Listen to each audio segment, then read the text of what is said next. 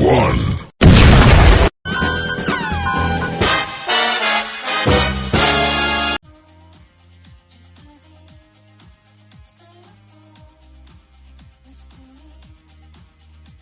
Olá, olá, tudo bem com vocês? Eu espero que sim. Bem-vindos a mais um Caos na Matrix, o podcast onde adentramos no mundo da subjetividade, seja por livros, filmes, séries, universos fodásticos e tudo o que compõe a subjetividade. Aqui quem vos fala é o psicólogo cinéfilo ou o vovão para os íntimos. Como de praxe aqui, nesse programa que eu sempre dou a intro, não existe a perfeição, mas sempre exaltamos aqui as paradas mais maravilhosas que temos a oferecer na cultura pop e como elas nos comovem. Dito isso, eu tenho o orgulho de apresentar um convidado famoso, criador de conteúdo, tiktoker, youtuber, mas acima de tudo um doneiro oficial que obviamente tinha que vir ao Caos da Matrix. Vou apresentá-los a Bruno Xingui. Vai lá, Bruninho, aqui o palco é teu. E aí, galera, agradecer pelo convite, fiquei bem feliz de você ter cogitado a minha presença. Cheguei a ouvir uns 2 podcasts antes seu e curti bastante. Acho que a gente vai conseguir ter um papo bacana aqui. Acho que é como você falou, só que eu tenho uma visão um pouquinho diferente sobre a perfeição que você havia comentado. Acho que quando a gente coloca a subjetividade, vai muito do nosso ponto de vista também, do filtro que a gente faz. E acho que perfeição chega a ser um conceito do que a gente gosta mesmo, do que a gente olha e sente confortável, sente prazer em fazer. E acho que dá pra fazer isso aqui, entendeu? Eu sou o Bruno Xingui, criador de conteúdo, como você já bem disse, você já me apresentou aí como eu jamais faria. Muito obrigado. E é isso, bora lá. Perfeito. Bom, o que nos ligou em comum foi o nosso carinho por Duna. E algo que eu estava pesquisando aqui para a pautinha de hoje. No caso, só para avisar também que o Caos na Matrix é puro suco de TDAH. Então a gente vai se deslocando a partir do nosso fluxo de pensamento, ou na associação livre, como eu gosto de dizer na psicanálise, enquanto o paciente vai fluindo no raciocínio do que está querendo falar. Mas eu acho interessante como tu aborda nos teus vídeos, em geral, um compêndio de informações sobre mitologias à parte, que é muito potente, e a expressão, a forma como tu elabora e reconstrói como uma coisa se liga a outra. Algo que eu estou também desenvolvendo aqui no podcast com os meus amigos que compõem o Caos da Matrix e se torna realmente uma riqueza à parte. Então, fala aí como é que te deu essa vontade de poder desenvolver isso, poder expressar, saber como é que foi essa tua jornada. Então, bacana que é o suco do TDAH perfeito, eu tô no lugar certo, então. Vai ser perfeito. Então, como você falou, que nos uniu aí foi a nossa paixão por Duna, com certeza. E em relação à sua pergunta, eu sempre fui muito fã de ficção científica. Comecei por séries, filmes. Na literatura, eu sempre fui mais da fantasia. E fui pra ficção científica, vendo filme, vendo série. Teve uma época da minha vida, na pandemia mesmo. A pandemia foi 100% série, filme, ficção científica. Eu dissequei tudo que você puder imaginar de cinema no tema. E aí, percebendo que sempre havia algo que era uma mensagem, a obra queria passar, que ela não era objetiva. Você tinha que quebrar um pouquinho mais a cabeça para você conseguir entender o que ela estava querendo falar. E aí eu sempre assisti, sempre li, tentando ver esse lado, né? O que está sendo... Onde quer me beliscar aqui, que eu não estou entendendo, que está camuflado, né? Qual é o cerne, a questão primordial aqui dessa obra? E aí, conforme eu fui entendendo, eu sempre tive prazer por ensinar, assim, por trazer alguma informação útil para as pessoas, sabe? Sempre foi assim, até na minha carreira. Eu trabalho no varejo tem 13 anos, gerente de loja, capacitador de pessoas por 8 anos. Então sempre quis passar algo que eu sabia que as outras pessoas talvez ainda não tinham pego e tinham alguma dificuldade em entender. E aí eu fui percebendo que faltava nas redes sociais alguém que pegasse essas obras, principalmente Duna, e trouxesse para a galera as mensagens que queria passar, o autor da obra propõe a dizer, né? Não só toda essa parte mítica da coisa, sabe? Porque às vezes a pessoa ela olha só por cima a obra, é um joguinho de Guerra nas Estrelas e tá tudo certo, vou assistir fantasia. E não é assim. A gente sabe que o autor traz pensamentos profundos, traz conceitos profundos, principalmente sobre a humanidade, sobre a evolução da humanidade. E eu quis pegar tudo isso e trazer pra galera, trazer algo que eu não tinha, algo que eu queria consumir e eu não encontrava. E assim nasceu esse trabalho, esse hobby. Começou como hobby, né? Agora eu vou colocar como trabalho, com certeza. E daí veio esse trabalho que eu venho tentando fazer com sucesso e sigo tentando. Espero que esteja dando certo, claro. Cara, eu fico muito encantado pela maneira como tu aborda tais conteúdos com humor específico, e pega as paixões de cada fandom, obviamente, e a maneira como esmiuça esses detalhes e trazer à tona, como é que eu posso dizer com as tuas próprias perspectivas o que o espectador traz das suas percepções e que encontra, ou melhor, não consegue encontrar numa elaboração mais direta, ou seja, vai tendo um espelhamento, projeta aquilo que está sendo falado, eu me refiro mais o que tu está querendo dizer quanto a alguma coisa, e a partir dessa paixão em comum, cria este vínculo e a partir, obviamente, das tuas vivências, essa singularidade à parte que tu tirou da obra, o que o autor quis dizer, soa para com a pessoa. E é algo que eu tento ela também dissertar aqui no meu monóculo de palestrinha, que a partir dessa lente subjetiva que a gente elabora, a partir das narrativas que a gente ama pra caramba, em que escolhemos amar, organizar o simbolismo por trás daquilo, lidar com as angústias que a gente está passando por tal momento que a obra nos oferece, no que diz respeito ao alento, ao cuidado, de certa forma, o entretenimento em si da obra. Eu já comentei até aqui em outros programas, eu li Duna também na época da pandemia, e foi de um consolo emocional, o entretenimento, obviamente, mas de muito aprendizado para com a ficção científica em si. Serve, de novo, de um espelho para com a nossa própria existência. Eu projetar, obviamente, tudo o que eu estava passando no momento, com a jornada do Paul, diante de todas as outras coisas. Obviamente, a jovem adultez e os empecilhos que isso vai trazendo. É basicamente isso que me chama atenção quando eu encontro alguém que tem algo que ressoa comigo e que principalmente tenha tido insights também fervorosamente positivos e que tenha sido tocado por tal obra e que mais tarde essas pessoas se encontrem e fiquem trocando essas fichas como a gente está fazendo nesse momento. Faz algum sentido esse blá blá blá que eu tô falando? Faz bastante. Inclusive, eu acho que a gente está passando por um período onde há uma dificuldade muito grande de conexão, de empatia com as pessoas, e você conseguir transmitir algo virou técnica, virou algo a ser estudado no sentido de você tem que se concentrar, você tem que se esforçar para que a outra pessoa entenda o que você quer dizer. E quando a gente fala de obras de ficção científica, fantasia, ou seja lá qual for a obra que a gente vai pegar para analisar ou para transmitir algo, conversar sobre, dividir a experiência ali, a gente se pega num ponto de como eu vou fazer com que essa pessoa tenha a minha perspectiva da obra que eu tô tendo e que eu tive algum insight. Faz sentido para vocês também? Completamente.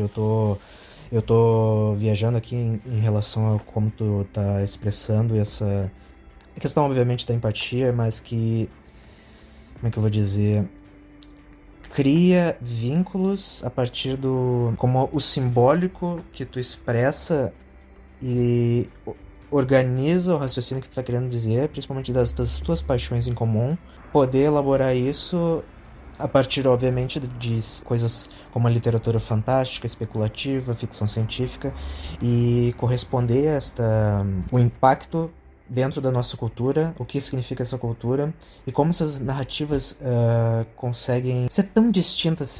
Para alguns iria ser completamente difícil de delinear, de entender, de captar, mas eu acho que é interessante, tu como criador de conteúdo, gerar facilitações para com o seu espectador que dê alternativas e possibilidades para que entenda o conteúdo da narrativa em si. Ou seja, dispor de interpretações do que a escrita do autor estava querendo entender para com isso ou aquilo, e dar uma sugestão de interpretação para quem está acompanhando. Faz sentido o que eu tô falando, Bruninho? Sim, total.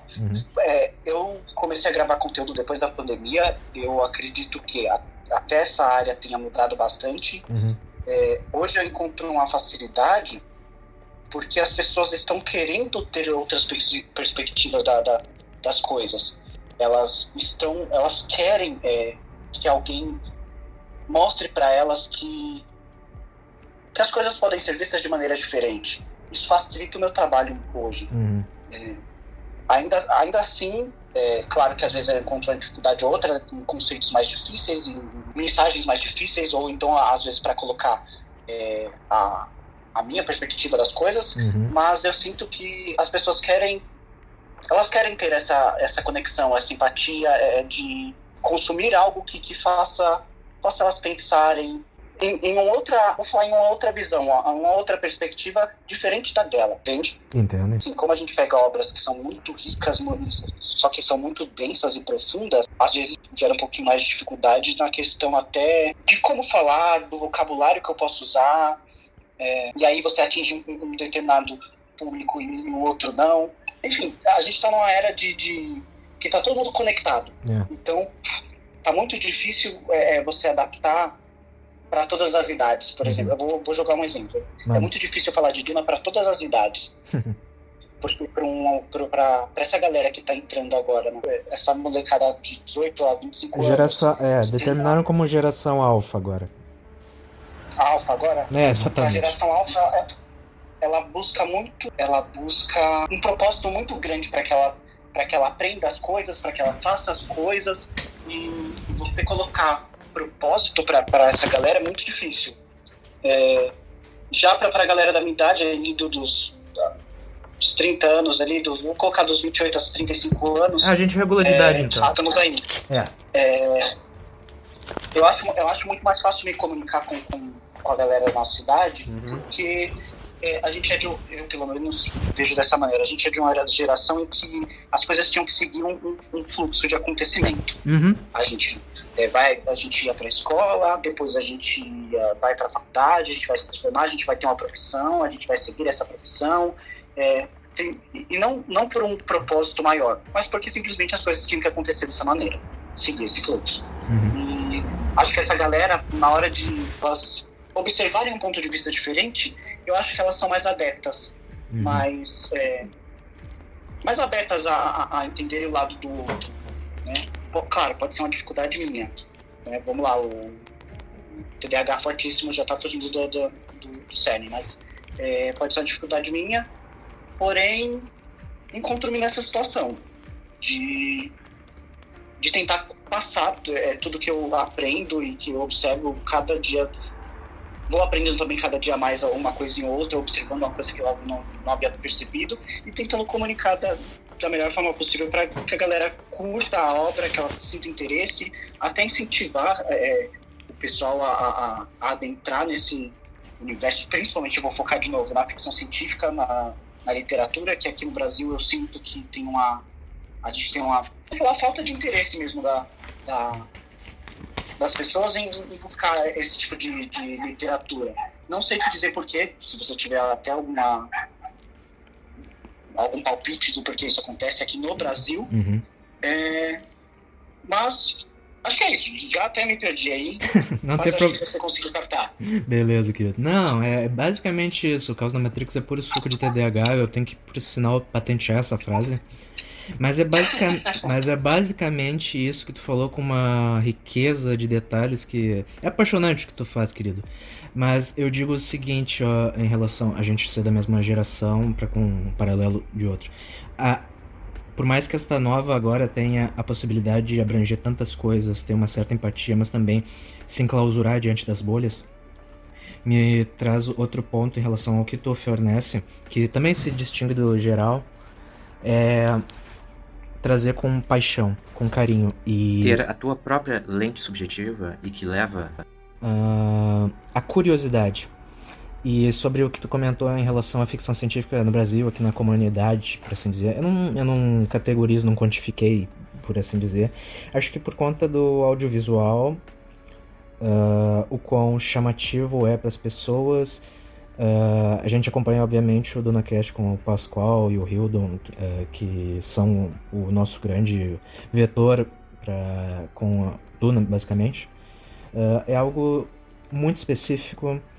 Não sei se tem uma abrangência por conta de termos, neologismos ou por aí vai, mas eu acho que por conta da expansão da internet e dessas bolhas específicas e o audiovisual sendo algo que forneça esse teor mais, como é que eu vou dizer, mais chamativo, me repetindo aqui os termos, mas pode ser por isso. O que tiver no audiovisual e for chamar atenção é o que vai gerar maiores fãs, por assim dizer. Vide Casa do Dragão e todo o universo do Game of Thrones.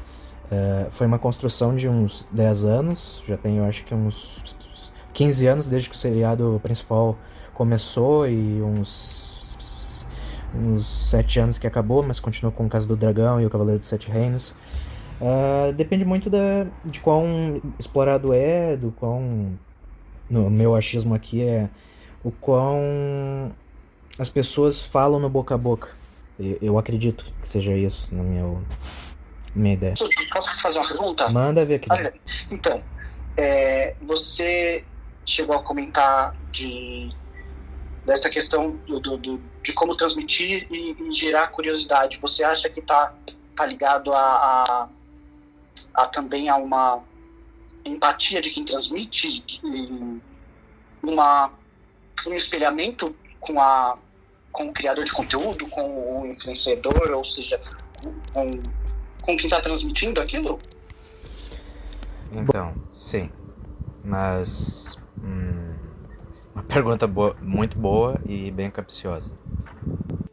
O que eu acho as pessoas têm o desejo pela curiosidade, irem atrás de um maior significado daquilo que estão querendo saber, seja o que significa o Kwisatz Haderach, a guilda espacial, como tu fala, que não é expressado no filme. Eu acho que é o desejo incessante de estar... Na minha visão, é um desejo realmente ansioso, de fato, para reter a informação e a curiosidade que isso gera. Parece repetitivo, mas é o que me vem à cabeça quanto a esta resposta para a tua pergunta. E que precisamos estar saciados diante desta curiosidade. Destas informações. Isso é o que eu daria de resposta para ti.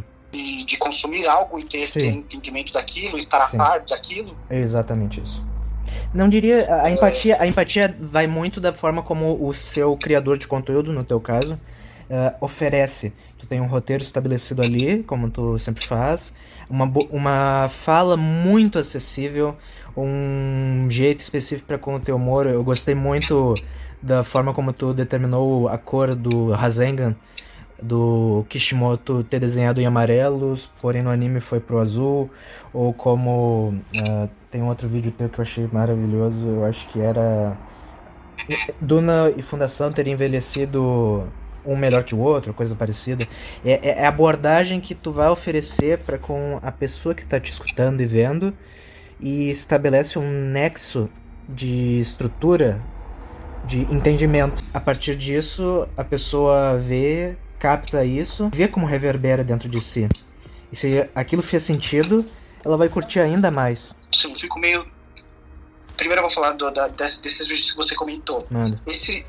Esses vídeos mais adaptados que você falou, com um pouquinho mais de humor, esse sou eu, né? Eu me atrevo a colocar no roteiro um pouquinho mais do meu humor.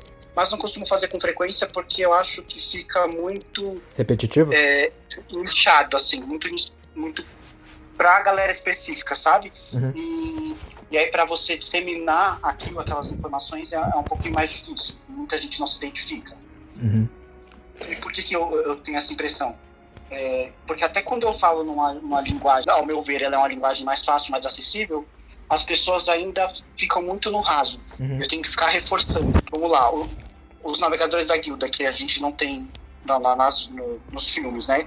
Que é o que a galera mais tem acesso. O pessoal gosta de saber que eles vivem em tanques, mergulhados em gás de especiaria. Acham toda essa situação legal, assim, mas do lado fantasioso, tudo daquilo tá acontecendo. Não rola uma interpretação do por que eles são assim, né? O que o autor da obra quis transmitir pra gente na questão de eles terem perdido a humanidade deles, qual o valor, o quanto isso custou para eles, o que eles ganharam com isso, né? Qual que é a moeda de troca. Acho que ainda falta um pouquinho dessa curiosidade ali na galera.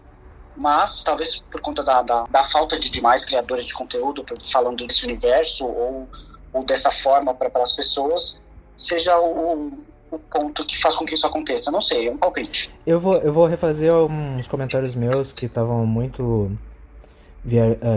deslocados, indo para qualquer lugar, mas eu vou colocar dessa maneira.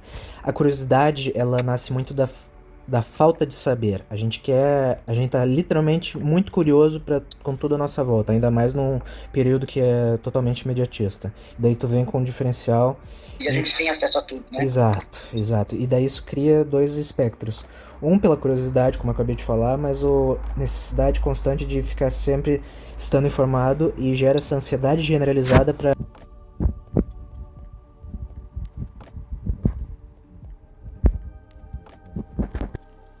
ficar atento, como se fosse uma rede de vigilância que precisa saber tudo e o que todos estão fazendo. É que a gente é um animal, o ser humano em si, que entende o simbólico. A gente se desenvolveu ao longo dos anos por linguagens e formas de se comunicar. Até no livro Sapiens, do Yuval Harari, comenta em relação à fofoca ser essa linguagem, esse traquejo de comunicação diferenciada, em que quase uma moeda de troca, e que nos coloca diante de uma experiência constante de saber e não saber. Então a curiosidade surge justamente como essa resposta a uma lacuna, saca? E isso é que move, vemos e convenhamos, certas atrocidades no nosso dia a dia, em vários cantos do mundo, mas que gera também a experiência da falta. Enfim, dá muita abertura assim para filosofias à parte, me leva a diversos outros caminhos que possam ser realmente muito viajados. Sei lá, desenvolver e gerar algo que fuja da mesmice, e isso é algo que tu traz à tona. Tu cria conteúdos pra caramba, mas traz o diferencial que é a tua peculiaridade, é a tua própria subjetividade, é a tua maneira de gerar paradoxos em relação às coisas que são curiosas, de universos fantásticos e fantabulosos, por assim dizer. E que a gente alcança aquilo que deseja, e que logo surge, como é que eu vou dizer, dentro da psicanálise, um desejo que não está realmente ligado ao objeto em si, mas é a estrutura da falta que isso produz, saca? Sim. E é engraçado também como isso, eu vou estar sendo hipócrita na hora de fazer esses comentários, eu vou até tentar riscar uma linha de raciocínio aqui, mas é engraçado como isso virou um mercado, né?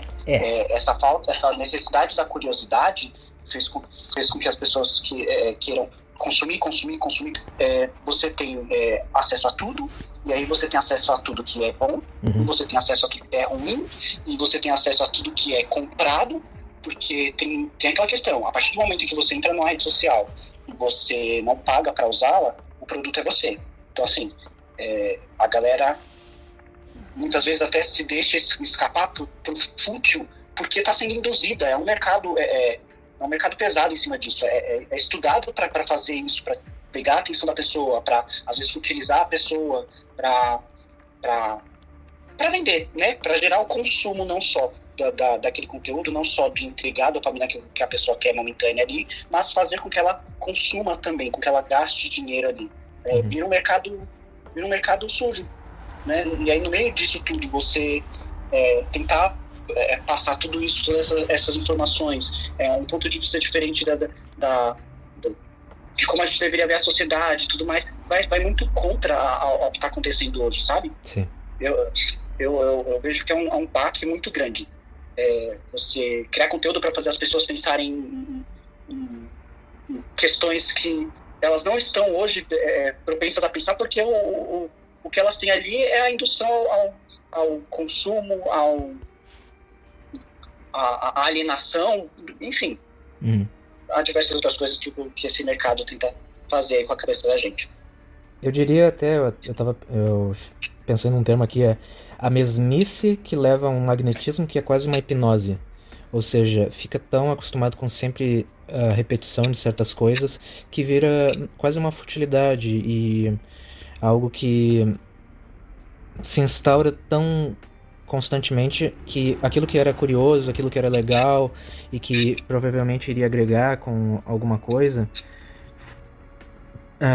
torna o desejo a uma droga, basicamente, essa questão dopaminérgica do neurotransmissor, que precisa estar sempre saciada e jamais, como é que eu vou colocar?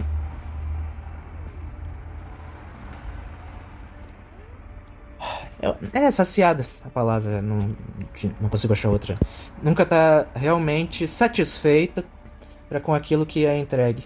Então eu acho que a maneira como tu tá colocando e tendo contato das redes, tu até me comentou nas nossas interações em off que tu não tinha muito esse costume de se expressar de forma online ou de literalmente verbalizar aquilo que curte, e ao ponto que se tornou de fato uma função de criação de conteúdo, foi sendo algo mais fácil. Tô certo ou é muito exagero da minha parte? Tá certo, tá certo. Você tá certíssimo. Só que aí entra aquela coisa, né? Mais cedo ou mais tarde a gente acaba sendo engolido pelo sistema. Vem chegando a dificuldade em como nos expressar, porque aí as pessoas se identificaram. Mas aí elas querem entender um outro ponto daquilo que você havia mencionado antes. E aí, com aquilo, você já tem um pouco mais de dificuldade, e aí vai você atrás de como pegar um roteiro, induzir a pessoa a entender aquilo, meio que você vai sendo engolido. E a respeito do que você falou, eu acho que tem muito, de fato, a ver com a química mesmo.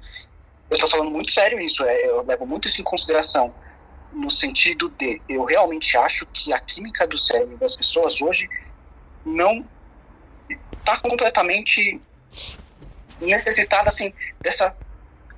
me corrija se eu estiver errado. A dopamina é o hormônio que é o neurotransmissor. Isso. Que faz com que a gente se sinta satisfeito. Isso. Correto? A galera não sabe mais viver sem a dopamina. No caso, é o que estimula a dopamina, que no caso o desejo nasce da falta. E nisso tem muito para com crianças que estão em contato com telas de celular, jogos, e ficam com a hiperatividade e vai acrescentando diversas psicopatologias, seja o TDAH ou a própria o transtorno de ansiedade generalizada e demais outros espectros que vão adentrando para com o estilo de vida ou a maneira como estão querendo consumir alguma coisa e não tendo a paciência necessária. Então é um condicionamento que vira uma coisa muito... que precisa ser tratado. E cara, eu tive outro insight aqui, e como todos os duneiros que eu já menciono aqui no Caos da Matrix, isso me remete muito a duas coisas dos livros: Messias e Filho de Duna. Não vou adentrar em muitos spoilers, porque daí já entra no teu terreno que tu tem a coragem de adentrar em algo que ainda não está sendo muito explorado.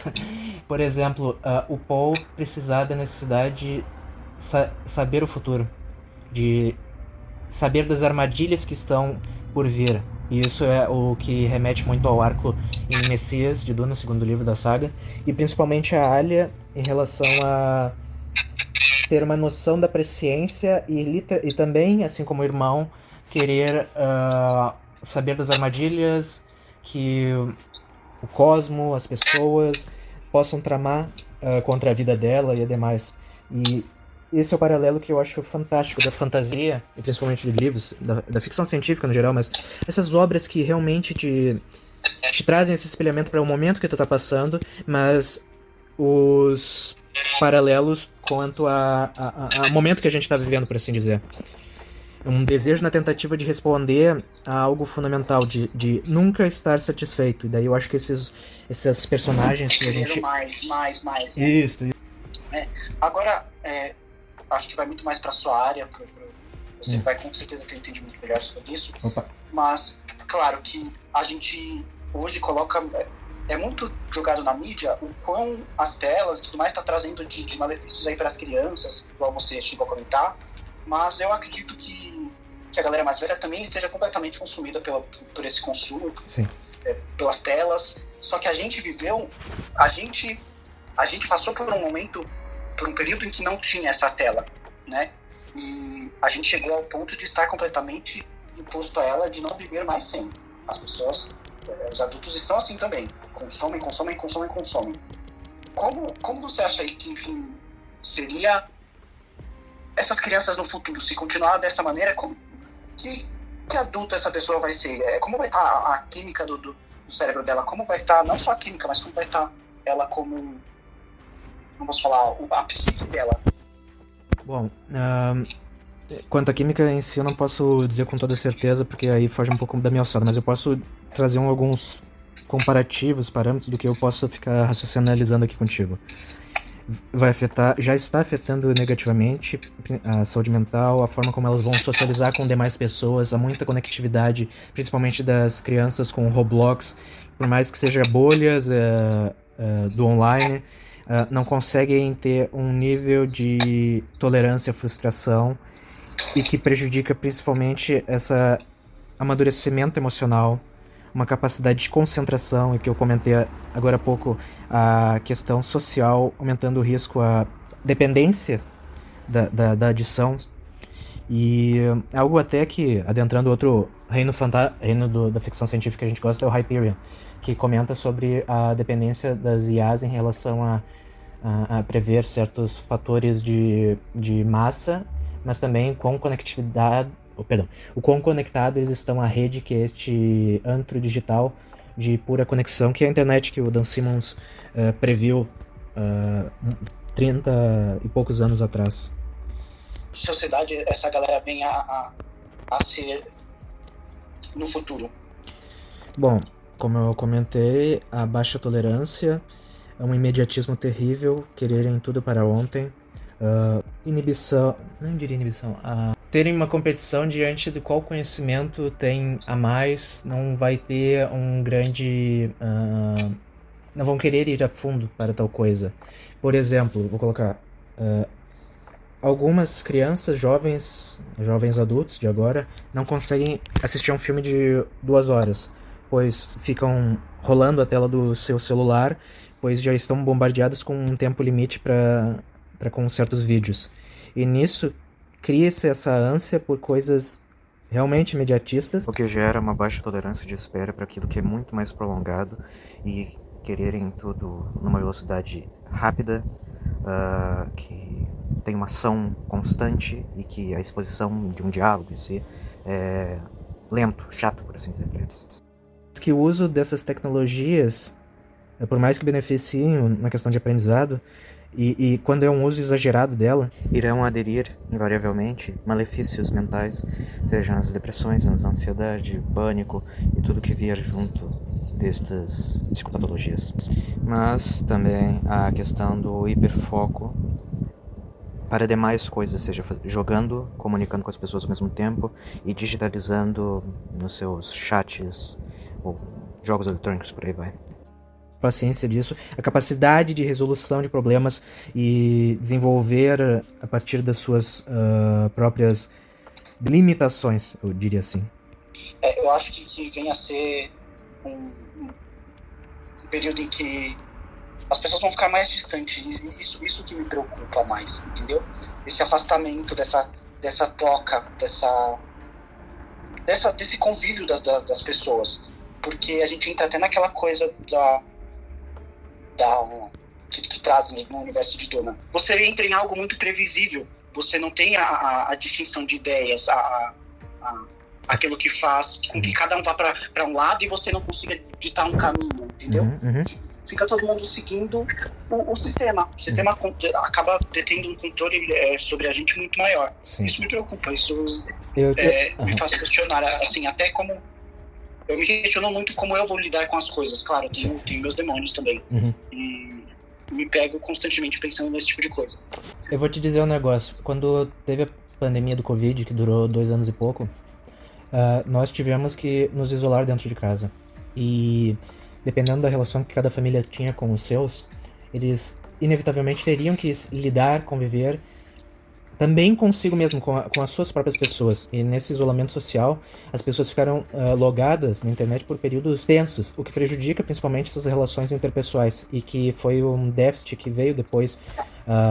Por exemplo, crianças que não tiveram a sua primeira experiência em escola, e ter esse contato direto com a tela, porém estavam fazendo várias coisas ao mesmo tempo, enquanto estavam na aula, não podia ter um período de foco, e que impacta gradativamente e negativamente essa questão emocional e social do indivíduo. Ou seja, a resiliência vai pro brejo. A resiliência, a possibilidade, não a possibilidade, a vontade de questionar, de explorar, não, ela zera. Ela só segue. Não sei se dá pra entender. Deu, o que sim. Quero dizer exatamente. E hoje a gente passa por um momento até político também. Eu não vou entrar em assuntos políticos, mas eu sou muito contra a polaridade, sabe? Mas parece que no mundo em meio às massas, o sistema traz polaridade porque somente com a polaridade é que há força para brigar. Existem sempre dois concorrentes muito grandes. Isso eu estou falando política, eu estou falando indústria, eu estou falando mercado, eu estou falando no geral. Sempre há dois grandes concorrentes que disputam pela nossa atenção, pelo nosso consumo, isso também gera nas pessoas gera uma satisfação no estado de não questionar, de não buscar uma outra alternativa para as coisas. Eu acho que a gente entra naquela da estagnação de novo. Eu acho que isso está deixando a sociedade meio doente, assim, a gente está passando por esse momento, que é algo que as obras que a gente curte traz muito também. Até tento passar um pouco disso no meu conteúdo como uma forma de protesto, sabe? Não venho tendo tanto sucesso, mas acho que o que importa é continuar tentando. Mas acho sim que as pessoas deveriam se questionar um pouco mais, estar abertas a possibilidades diferentes, se propor um caminho diferente. Deixa eu te perguntar. Essa estagnação pode trazer malefícios pra gente. Eu quero perguntar um negócio daí, depende do quanto tu quer entrar nessa seara. Com a quantidade de conteúdos que tu faz, e o algoritmo tem que estar sempre em movimento para gerar mais compartilhamentos para os teus seguidores, como é que tu lida com essa excessividade de coisas que tu precisa ficar sempre fazendo, e depois isso obviamente gera uma excessividade muito, não diria não sei se maliciosa entra nessa categoria, mas como tu lida com a excessividade de conteúdos que tu tem que entregar? Então, a gente entra num ponto que é muito do algoritmo individual, né, de cada plataforma. Cada plataforma ela funciona diferente, né? Uma coisa é fato, você tem que entregar. Para o algoritmo continuar rodando ali, você tem que entregar. Só que você também tem que ter uma estratégia no sentido de seguir uma linha de raciocínio, porque senão o algoritmo também empaca, porque ele não consegue entender para quem entregar o seu conteúdo. Você não consegue gerar comunidade, você não consegue juntar pessoas que tenham interesse pelo seu conteúdo. Não sei se dá para entender. Tô pescando. As pessoas, até na hora de consumir, elas buscam uma previsibilidade. Então você, por exemplo, eu tento sempre entregar um vídeo com roteiro, o fundo sempre alterado para aquele universo. Se eu estou em algum local, eu procuro sempre estar no meu quarto, que é um ambiente onde eu me sinto à vontade. E essa mesmice, essa constância vai gerando aquilo que você falou do confortável para o que ela está consumindo. Então você acaba indo em relação a como o algoritmo pede para que você crie conteúdo, para que você continue estando nas telas de rolagem da galera. Não tem jeito. É isso, produzir, mas produzir com estratégia para também não gerar confusão. Acho que você tem que ter um objetivo ali. Tô sendo hipócrita ao falar que eu tô 1000% adentro do que eu deveria estar fazendo, né? Sou novo na área também, não sou mega expert. O que eu tenho de conhecimento é observado no decorrer de ir testando modelos de conteúdo. E como eu lido, hoje eu tento seguir uma linha de raciocínio muito pelo que as pessoas pedem, sabe? Eu coloquei para mim que, como existe uma diferença entre criador de conteúdo e influenciador, né? O influenciador, ele vende influência, né? Ele está sempre relacionado a um produto, a uma empresa, a uma marca. Eu sou criador de conteúdo, então eu tenho o retorno disso com as pessoas consumindo o que eu entrego. Então, quando você não está relacionado à marca, você não impõe um consumo para as pessoas, você tem que prestar atenção naquilo que você produz para elas, para que elas tem que ser algo que elas queiram consumir, certo? Sem a intenção de vender algo para elas. E eu assim, desde o começo eu prometi para mim mesmo que eu entregaria algo que as pessoas querem consumir, entendeu? Como eu trabalhei muitos anos com venda, com essa coisa pesada no sentido de induzir a compra, que modestamente falando, eu sempre fui um bom vendedor, eu nunca quis colocar essa coisa de induzir a pessoa a gostar, induzir a pessoa a querer consumir. Não, eu vou entregar algo que elas queiram. Então eu tento seguir um panorama daquilo que eu pego no retorno mesmo. É comentário, são mensagens diretas que a galera manda, que a galera participa bastante. Eu sempre procuro fazer um aglomerado ali do que tem mais frequência de pedido e para entregar aquilo que eles querem consumir. Eu faço dessa forma. Não sei se é a maneira correta de crescer hoje nas plataformas, mas eu, Bruno, faço dessa maneira. E assim eu vou me direcionando para onde continuar. É assim que hoje eu atuo. Não, tá fazendo bem. Você respondeu a sua pergunta exatamente. Sei. Não, respondeu aprofundadamente, e da tua própria peculiaridade, que torna as coisas bem mais prazerosas de falar, e a maneira como tu já tem no teu histórico em relação a vendas e lidar com a demanda que o pessoal tá querendo. Isso torna muito particular, e a tua particularidade é obviamente só tua, e isso que vale diante de um tanto da mesmice de sempre, que gera essa hipnose diante... Uma excedência na repetição daquilo que já está se tornando tão costumeiro que não há diferencial algum, e por isso que eu utilizei a hipnose, que as pessoas realmente ficam vidradas nessa mesmice. E isso, a gente foi, como eu falei, a gente vai papeando várias outras coisas dentro do raciocínio que está estabelecendo aqui. É maravilhoso isso que oferece, mas diante de tudo isso que nós tivemos aqui, traz toda essa simbologia, essa gama tão multifacetada, e que vai se aperfeiçoando e se desenvolvendo quase, não instantâneo, mas que vai proliferando para tantos tentáculos de áreas do conhecimento, de áreas do teu próprio cotidiano, que vão conectando com as demais pessoas em tantas instâncias, você me entende. Acho que essa foi uma conversa maravilhosa no que oferece do teu ponto de vista, como se encaixa com, obviamente, a tua subjetividade para com os demais, conhecerem esse lado da tua pessoa que possa proporcionar tantas outras indagações, que eu acho que a pergunta sempre oferece vias muito compreensivas da pessoa se conhecer, mesmo que muito se vá pelo imediatismo, e que se torna chato algumas vezes quando a pessoa utiliza respostas já feitas em outros momentos, mas que pensa um pouquinho fora da caixa, mas que elabore a partir do poder da arte, que eu sempre saliento assim, quando eu comento nos programas, que ela nos oferece maneira de concentrar toda a nossa psique, a nossa individualidade, e concretizar aquilo que em palavras é muito difícil, mas que pelas suas ações, a maneira como tu vai desenvolvendo ou compartilhando as tuas próprias paixões, geram essa riqueza de conhecimento, eu acredito. Pode parecer clichê essa parada, mas eu acho que é por aí. É por aí. Às vezes parece clichê, mas porque existe uma visão de que o que deve ser falado, mas não. As pessoas têm que começar a observar que, como eu posso expressar, não é clichê. Eu acho que você foi muito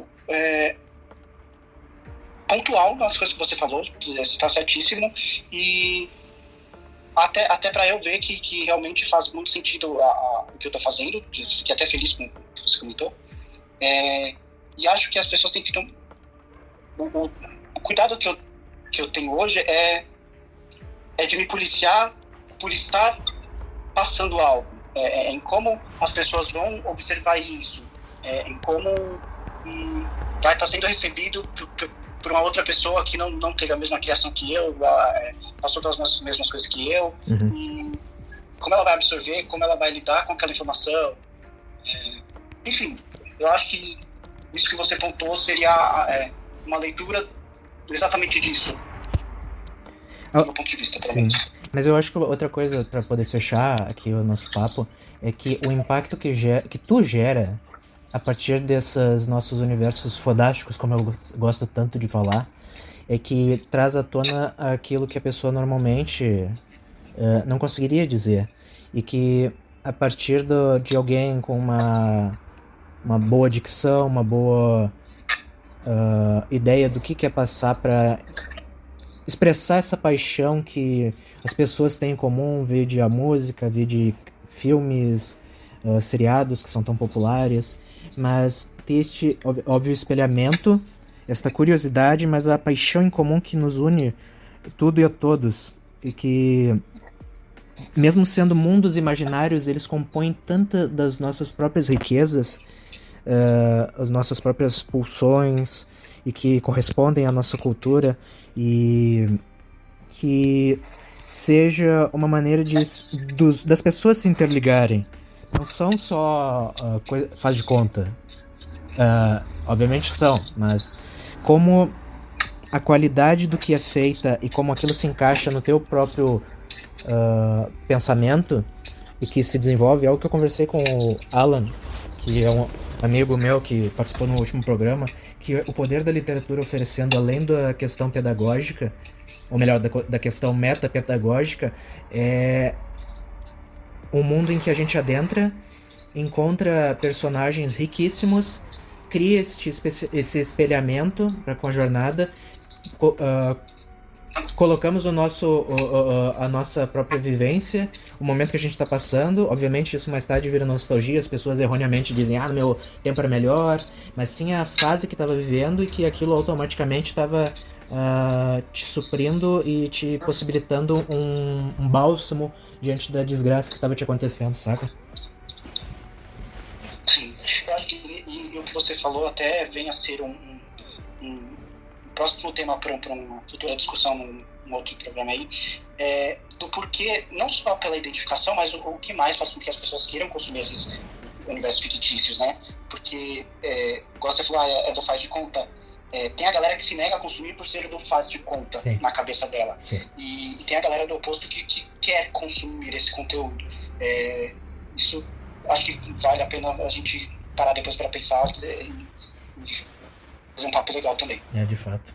Cara, é de uma maravilhosidade tremenda tu ter aceitado o convite, poder finalmente ter esta interação que o online nos oferece milagrosamente e tão fervorosamente, que traz essa troca tão específica, tão bonita, que vai além. Eu vou utilizar Optimus Prime nessa minha fala, além do que os olhos podem ver. No caso, eu te ver, te acompanhar, tu ter essa personalidade tão inspirador. Agradeço imensamente a tua participação. Ter finalmente alguém famoso aqui no nosso Caos na Matrix é de um privilégio hercúleo. Então, eu obviamente irei te convidar mais adiante. Os outros integrantes da tripulação também estão ansiosos para poder falar contigo. E acredito que quando tiver o trailer lançado da parte 3, o senhor estará aqui conosco para dissecar, ter teorias à parte de como é que vai se desenvolver esse filme, essa terceira e última parte que Villeneuve irá nos agraciar, e expectativas para com o futuro, querido. Não, é isso, com certeza. Eu que agradeço o seu convite. Foi um papo bem cabeça. Muito. Foi até difícil de te acompanhar. Você está bem à frente aí em todos os assuntos aí que a gente chegou a comentar. Mas espero que tenha sido satisfatório para a galera, quem está. E combinadíssimo. O trailer saiu, a gente senta para discutir, para debater junto aqui. Perfeito. Aguardo o próximo convite aí, com certeza. Beleza. Redes sociais, caso o pessoal queira conversar contigo, onde é que podem te encontrar? Bruno Tigi, em todas elas. Estou no TikTok, YouTube e no Instagram. Perfeito. Por agora saímos da Matrix, mas lembre-se, as histórias que amamos vivem entre todos nós. Até o próximo Caos da Matrix e que o caos esteja sempre com vocês. Valeu, galera. Até mais.